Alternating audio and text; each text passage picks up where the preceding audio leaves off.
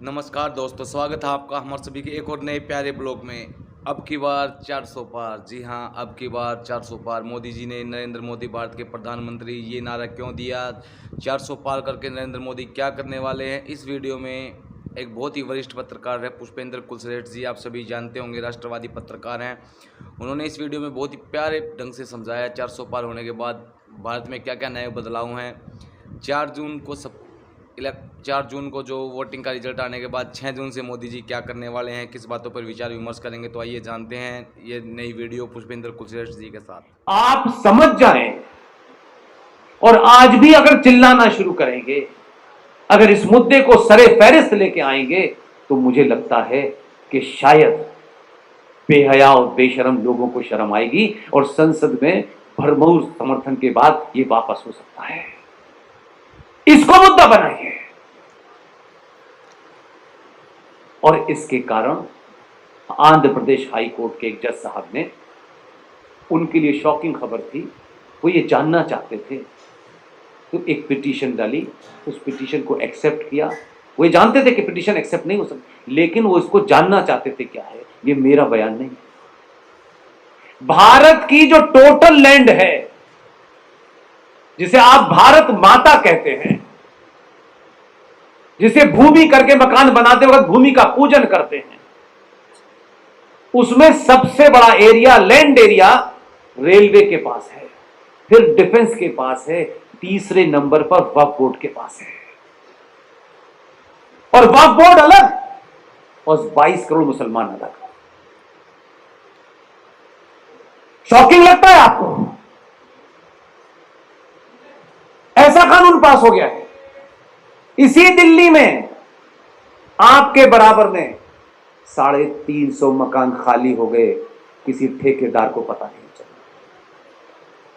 कोई हिंदूवादी धरना देने गया, पार्टियों की बात नहीं मैं कर रहा, पार्टियों के अपने स्वार्थ होते हैं, मैं पार्टियों पे नहीं ब्लेम कर रहा हूं। क्या पार्टियां ही सब कुछ है हमारे लिए?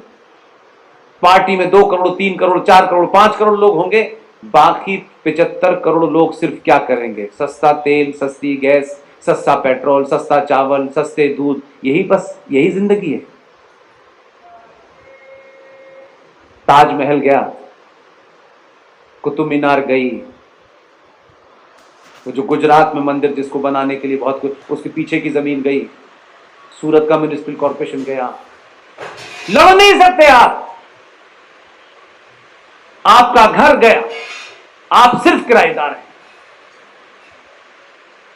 और इतने सारी जगह हैं जिसकी रिपोर्टिंग ही नहीं हो सकती। आप कहां लड़ रहे हैं?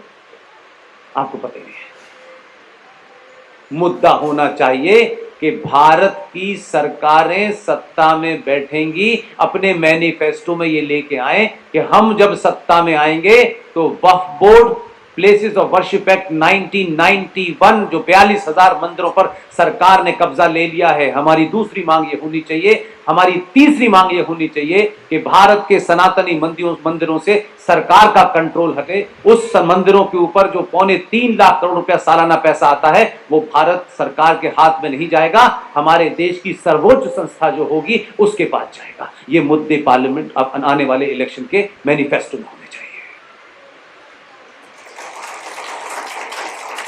आप अपना घर बन जाए, आपका घर बच जाए, इस नेता से कुछ फायदा हो कि कुछ जाए, ये इंडिविजुअल लड़ाई नहीं है।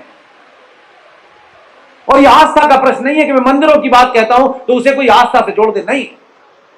आस्था मेरी निजी है। ये भारत की सनातन संस्कृति की पुनर्स्थापना का युद्ध है, उसमें अपनी भूमिका चुनिए। और नहीं हो तो हैमिल्टन की किताब पढ़ लीजिए, एक अमेरिकन साइंटिस्ट ने लिखी है, क्लैश ऑफ सिविलाइजेशन, उसे पढ़ लीजिए। ये वही हो रहा है। आपको विदेश के लोग लिख के गए, आपके अपने देश में लोगों ने लिखा, लेकिन आपको अपनों पे कहां यकीन है? ये सब है भारत की संसद ने पास करके, और हिंदू खुश है कि भारत को हिंदू राष्ट्र घोषित कर दो। मेरे भाई, कोई कागज पे लिख जाने से आप हिंदू राष्ट्र हो जाएंगे? उन्होंने तो आज तक मांग नहीं की कि इस्लामिक राष्ट्र कर दो, लेकिन all practical purposes India is a Islamic state. All practical purposes. उन्होंने मांग नहीं की कि यहां लिख जाएगा तब कुछ होगा। जिंदा कौमें निर्भर नहीं रहती हैं, अपने जिंदा होने का परिचय देती हैं। आप सिर्फ बड़ी डिग्री इस यूनिवर्सिटी से, उस यूनिवर्सिटी से, यहां से, वहां से एक डिग्री विदेशी मिल जाए और फिर उस पे पैकेज क्या मिलेगा।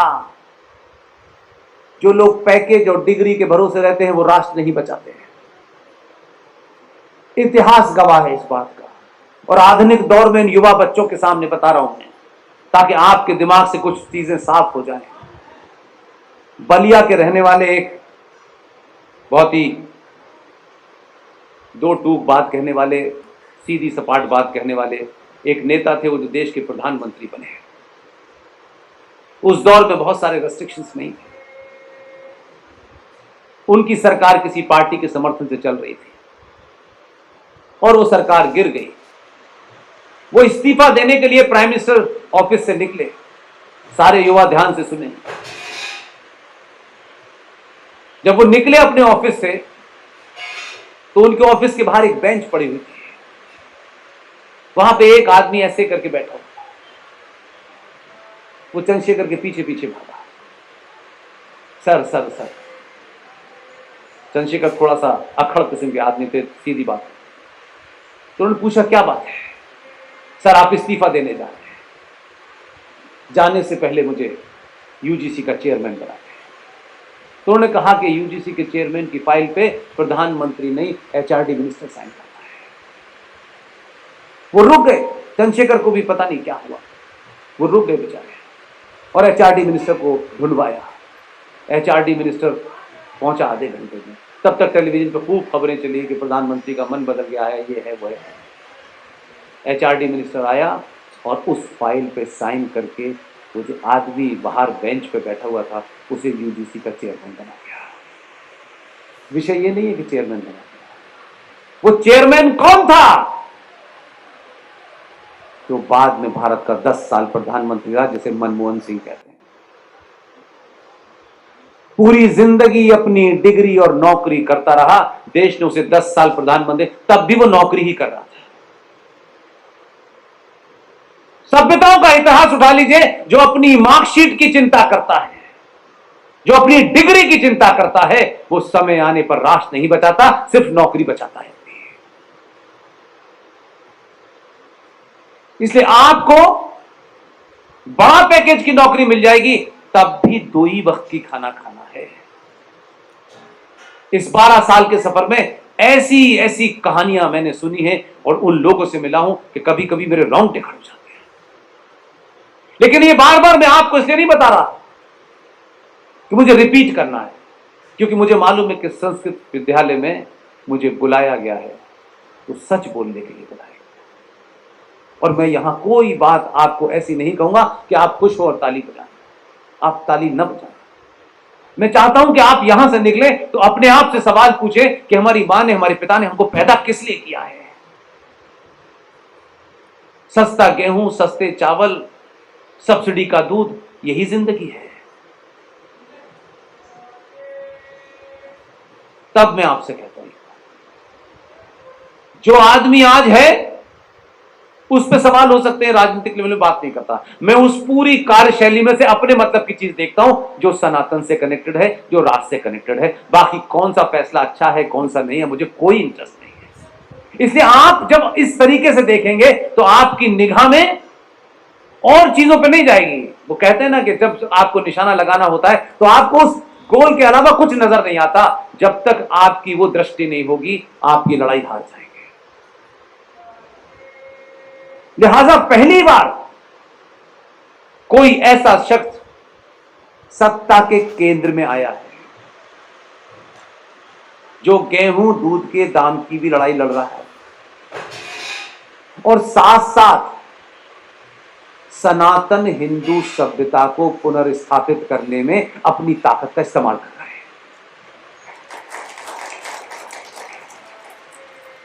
यह ऐसे ही नहीं हो रहा। आप जरा तिलक लगा लें और दिल्ली की सड़क पर चले जाएं, आप 5 बार अपने तिलक से कंप्रोमाइज करते हुए, यार तिलक लगाओ, यार उधर जाऊंगा तो इसको मिटाऊंगा, क्योंकि तिलक लगाने से आप कुछ ऐसा लगता है कि ये कोई पौंगा पंडित आदमी है, ये तर्कों वर्कों वाला आदमी नहीं है, कोई गांव का ऐसी आदमी तिलक लगा के जाए। आपको अपने उस तिलक की साइंस भी नहीं पता, इसलिए तिलक लगाने से शर्मा। आप अपने कपड़ों को भी ध्यान में रख के पहने कि कब ईद पे जाना है तो धोती नहीं पहननी है, टोपी जरूर लगानी है। जब समाज इस तरीके से जीता है तो फिर उसका अंत आ जाता है। तो दोस्तों, आपको हमारी ये वीडियो कैसी लगी? पुष्पेंद्र कुलश्रेष्ठ जी के आप विचारों से आप कितने सहमत हैं? आप नरेंद्र मोदी, आपने 2024 में वोट किसे दिया, किसे नहीं दिया, ये आपका अपना विचार है। लोकतंत्र है भारत में, लोग सबका अपना अपना अधिकार है। लेकिन मैं तो फिर कहूँगा अब की बार 400 पार, एक बार फिर नरेंद्र मोदी सरकार। जय हिंद। वीडियो कैसी लगी, विचार कैसे लगे, ज़रूर बताएं। कमेंट, शेयर और फॉलो ज़रूर कीजिए।